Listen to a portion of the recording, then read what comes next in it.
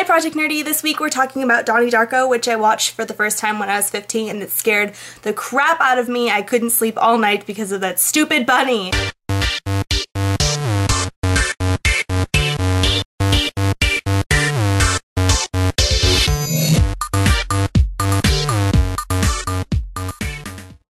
I didn't really know what I should talk about with Donnie Darko this week, so I thought I'd Google Donnie Darko and then see like the first 5 things that popped up after Donnie Darko and then talk about those 5 things. So the first thing that pops up when I type Donnie Darko is Donnie Darko soundtrack, which is one of the best things about the movie. I think the soundtrack is one of the things that sticks out most to me about the movie. I mean, who didn't go and download Gary Jules' Mad World after watching Donnie Darko? It's just...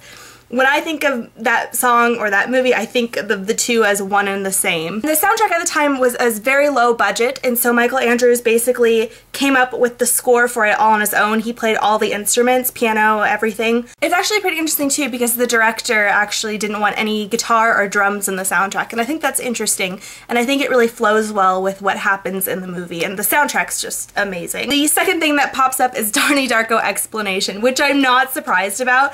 There's so many people that have so many different takes on the movie, which I think is great. Obviously, if you watch the director's cut, it kind of ruins the whole, you know, make your own explanation, because he kind of just like lays it out. This is what it's about. It's about time travel, but I kind of like it that people can make their own explanations because it's such a unique movie. I love the idea that most of the movie is set in this tangent parallel universe and that you kind of get to see only our real universe, like in the very beginning and the very end of the movie. The third thing that pops up with Donnie Darko is Donnie Darko as a Jesus figure, which kind of makes me laugh. I think a lot of people are under the misconception that Donnie Darko had to die at the end, that he was a savior. He didn't have to die. He could have easily gotten up out of bed and thought, that was a weird dream I just had. Maybe I should get up out of bed in case an engine falls through my bedroom. Didn't have to die. A lot of people are saying, oh, it was his faith and, you know, dreams and God that made him stay in his bed, and I don't see Donnie Darko as a Jesus figure. I just see him as a kid who had a crazy dream that was actually real,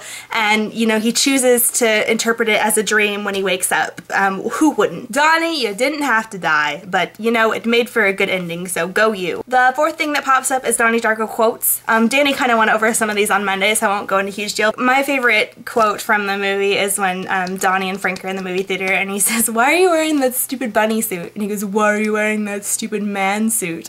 And that made me laugh, but probably I was laughing to get over the fact that I was creeped the hell out by Frank's face. The last thing that pops up when you Google Donnie Darko is Donnie Darko 2. I have a great quote from Richard Kelly here. He says, "To set the record straight, here's a few facts I'd like to share with you all. I haven't read Donnie Darko 2's script. I have absolutely no involvement with this production, nor will I ever be involved." And that's enough for me to just say, Donnie Darko 2, never watching yet. My nerdy pleasure of the week was watching the Once Upon a Time season finale, and it was amazing, and I'm just really excited with how well that show's going, and it was so good.